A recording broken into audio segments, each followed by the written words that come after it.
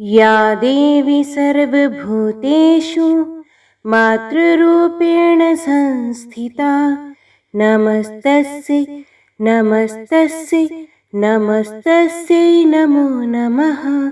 या देवी सर्वभूतेषु मातृरूपेण संस्थिता नमस्तस्यै नमस्तस्यै नमस्तस्यै नमो नमः। जय माता दी। जय मां कंजक चैनल की तरफ से चौथी महाविद्या भुवनेश्वरी देवी के नवरात्र की आप सबको हार्दिक शुभकामनाएं। आज की वीडियो के माध्यम से माता भुवनेश्वरी, साथ में माता कुष्मांडा और उसके साथ ही दुर्गा सप्तशती के पाठ का श्रवण व पठन किया जाएगा। उम्मीद करती हूँ कथा का पूरा फल लेने के लिए आप कथा को शुरू से लेकर अंत तक जरूर श्रवण करेंगे, क्योंकि कथाओं का पूरा फल हमें कथा को पूरा सुनने से ही मिलता है। आधा अधूरा कथा को छोड़ने से हम सिर्फ पाप के भागीदार बनते हैं। तो उम्मीद करती हूँ आप शुरू से लेकर अंत तक वीडियो में बने रहेंगे। तो चलिए आज की कथा शुरू करते हैं। जय माता दी। 10 महाविद्या में चौथी महाविद्या के रूप में भुवनेश्वरी देवी का संबंध इस संपूर्ण चराचर ब्रह्मांड से है। इनका नाम 2 शब्दों के मेल से बना है, जो है भुवन और ईश्वरी, जिसका अर्थ है समस्त ब्रह्मांड की ईश्वरी। भुवनेश्वरी देवी के 3 नेत्र, 4 भुजाएं और मस्तक पर चंद्रमा शोभायमान है। तीनों लोगों का तारण करने वाली ये देवी अपने हाथों में माला, गदा, राजदंड और अभय मुद्रा धारण किए हुए हैं, जिसमें गदा शक्ति का, राजदंड व्यवस्था का और माला नियम का और आशीर्वाद मुद्रा प्रजा पालन की भावना का प्रतीक है। माता भुवनेश्वरी का आसन सर्वोच्च सत्ता का प्रतीक है। माता भुवनेश्वरी को मूल प्रकृति, सर्वेश्वरी, सर्वस्वरूपा, विश्वरूपा, जगत माता, जगदात्री आदि कई नामों से जाना जाता है।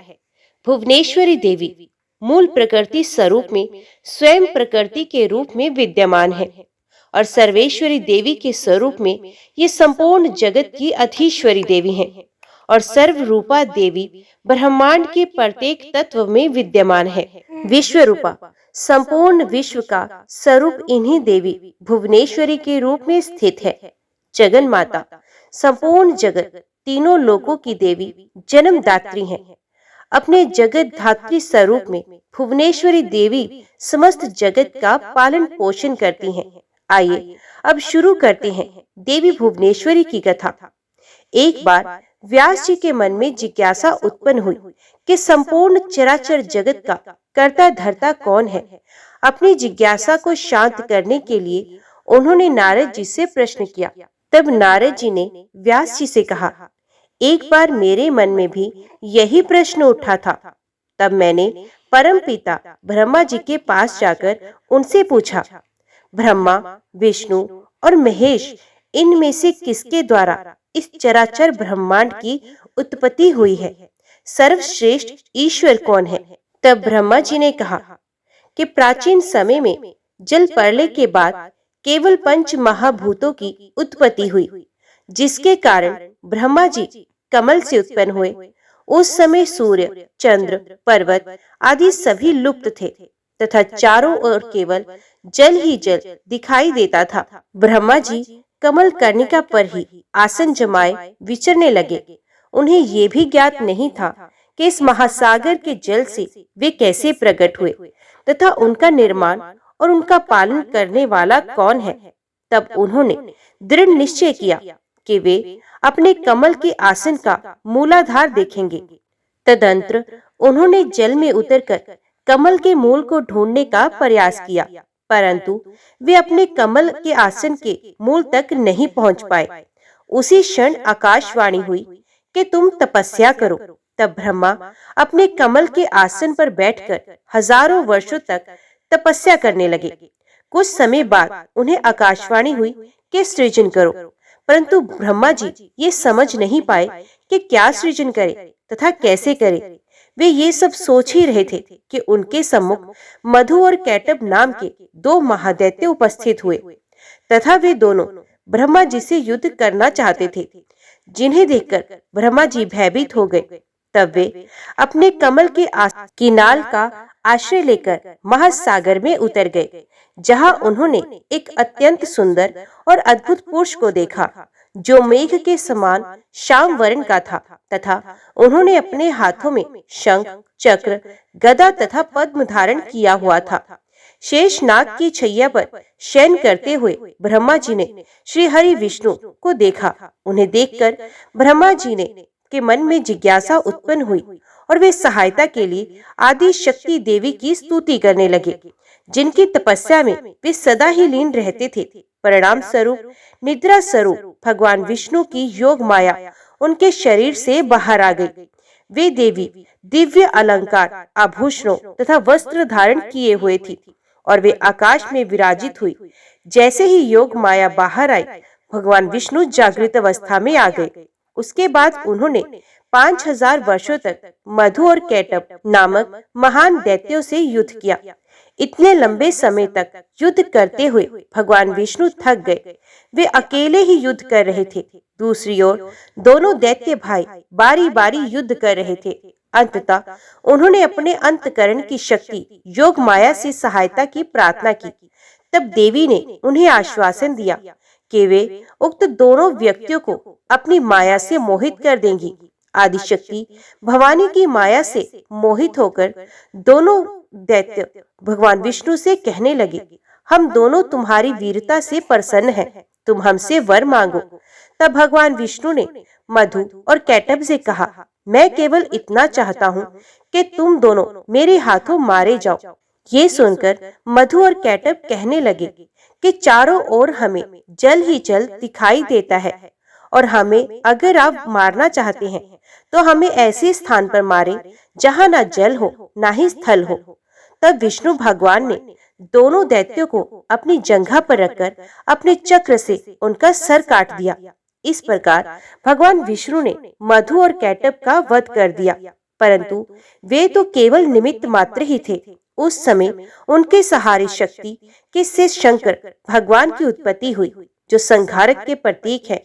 तब ब्रह्मा तथा शंकर जी ने देवी आदिशक्ति महामाया की स्तुति की, जिससे प्रसन्न होकर देवी ने ब्रह्मा जी को सृष्टि की रचना, विष्णु जी को पालन और शंकर जी को संहार का दायित्व सौंपा। तब ब्रह्मा जी ने आदि शक्ति से प्रश्न किया कि अभी चारों ओर केवल जल ही जल है। पंच तत्व आकाश, वायु, पृथ्वी, जल, अग्नि, गुण तंत्राएं तथा इंद्रियां कुछ भी व्यक्त नहीं है और तीनों देव शक्तिहीन हैं। तब देवी ने मुस्कुराते हुए उस स्थान पर एक सुंदर विमान को प्रस्तुत किया और तीनों देवताओं को विमान में बैठकर अद्भुत चमत्कार देखने का आग्रह किया। जैसे ही तीनों देव विमान पर बैठे, तभी वे विमान आकाश में उड़ने लगा और वह वायु की गति से चलता हुआ एक सागर के तट पर पहुंच गया। वहां का दृश्य अत्यंत मनोहर था तथा नाना प्रकार की पुष्प वाटिकाओं से सुसज्जित था। तीनों देवों ने वहां पर रत्नमालाओं से विभूषित एक पलंग पर एक दिव्यांगना को बैठे हुए देखा। उन देवी ने रक्त पुष्प की माला तथा रक्तांबर धारण किया हुआ था। हाथ में पाश अंकुश तथा अभय मुद्रा को धारण किए हुए उदय वीर भुवनेश्वरी त्रिदेवों के सम्मुख प्रकट हुई, जो सहस्रों उदित सूर्य प्रकाश के समान कांति वाली थी। वास्तव में आदि शक्ति महामाया ही भुवनेश्वरी अवतार में इस समस्त जगत का संचालन करती हैं।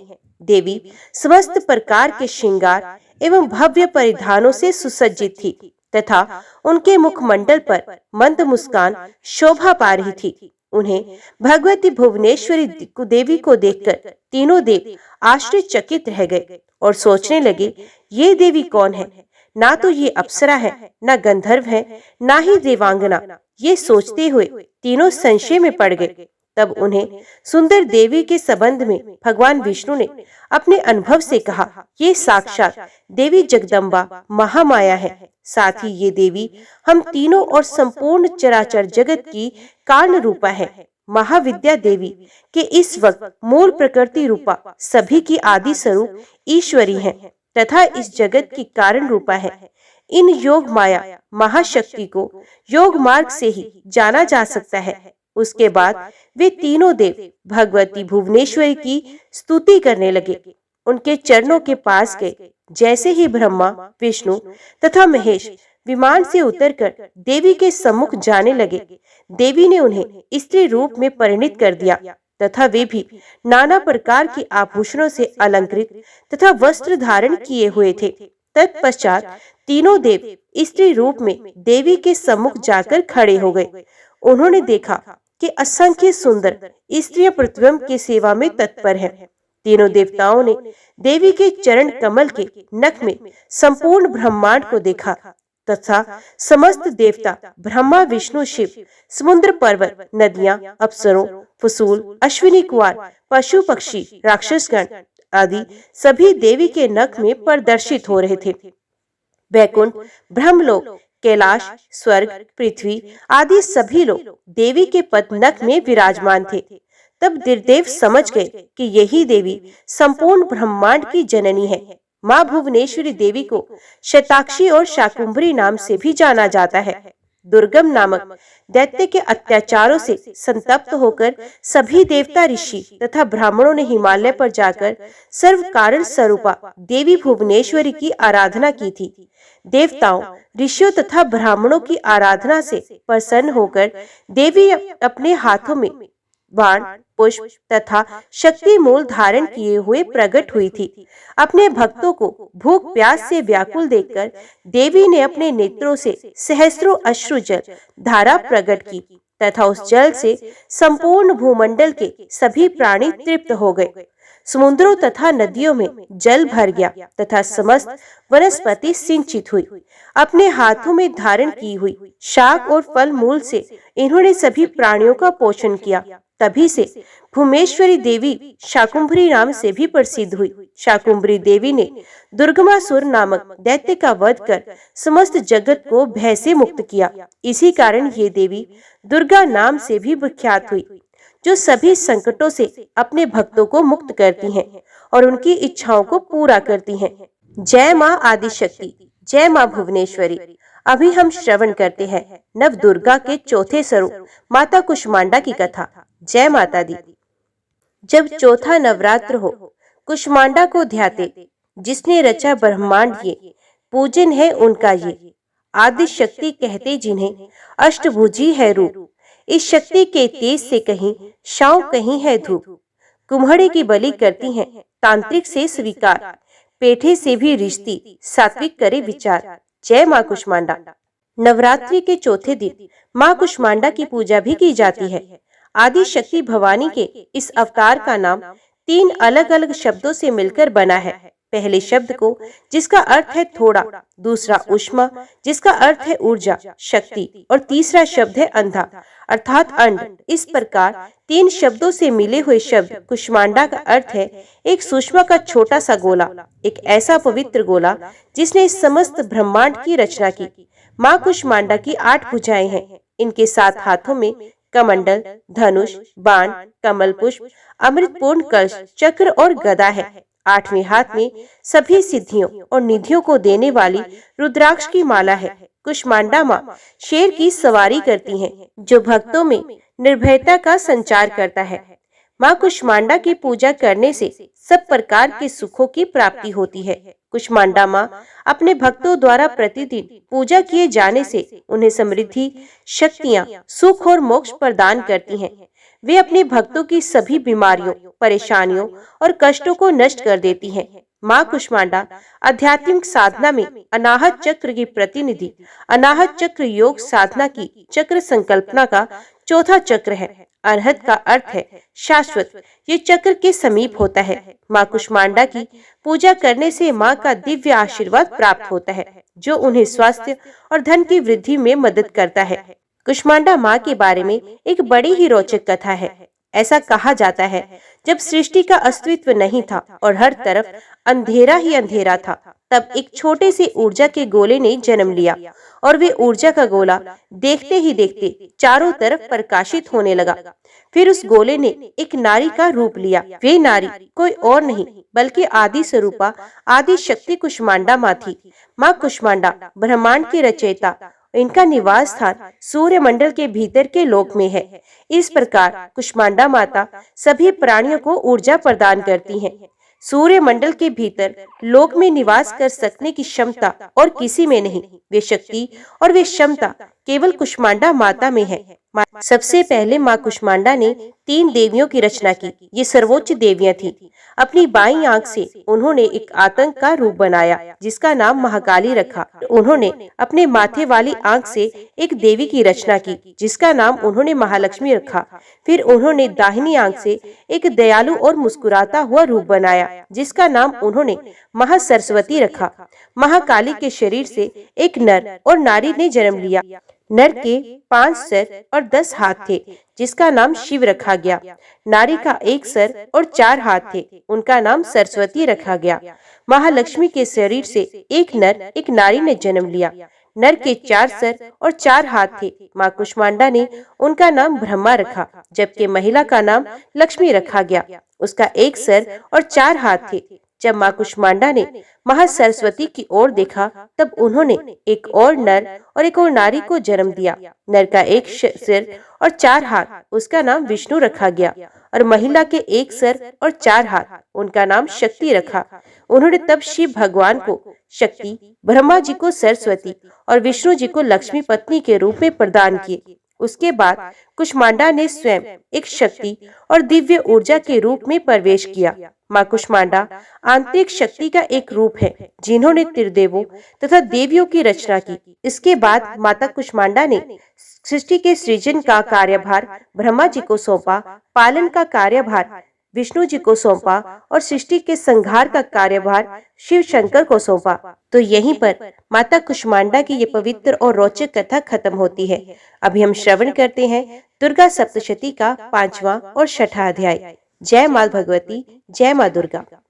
ऋषि बोले, प्राचीन काल में शुंभ निशुंभ नामक 2 राक्षसों ने बल के मद में भरकर इंद्र त्रिलोकी का राज्य और यज्ञों का भाग छीन लिया।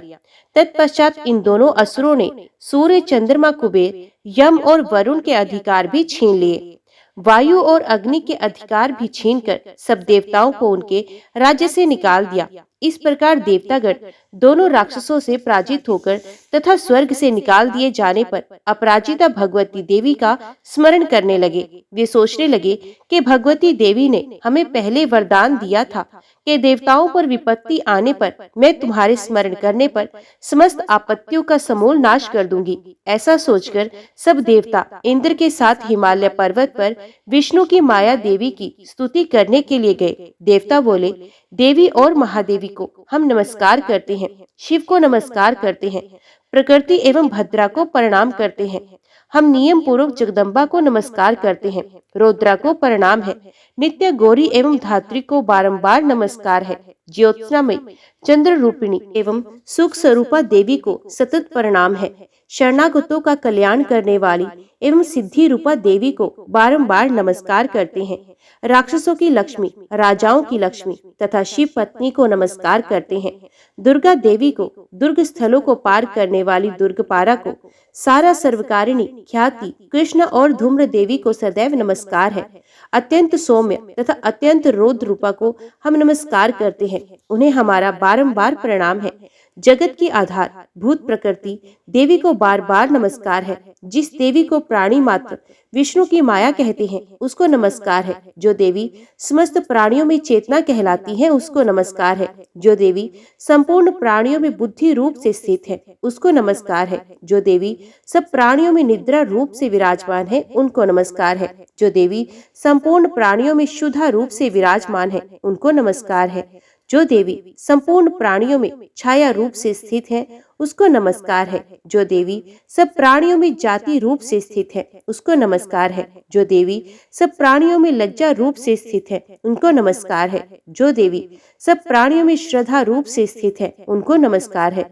जो देवी सब प्राणियों में कांति रूप से स्थित है उनको नमस्कार है। जो देवी सब प्राणियों में लक्ष्मी रूप से स्थित है उनको नमस्कार है। जो देवी समस्त प्राणियों में वृत्ति रूप से स्थित है उनको नमस्कार है। जो देवी समस्त जीवों में स्मृति रूप से विराजमान है उनको नमस्कार है, उनको बारंबार नमस्कार है। जो देवी समस्त जीवों में दया रूप से स्थित है उनको नमस्कार है, उनको बारंबार नमस्कार है। जो देवी समस्त जीवों में तुष्टि रूप से स्थित है, उनको नमस्कार है।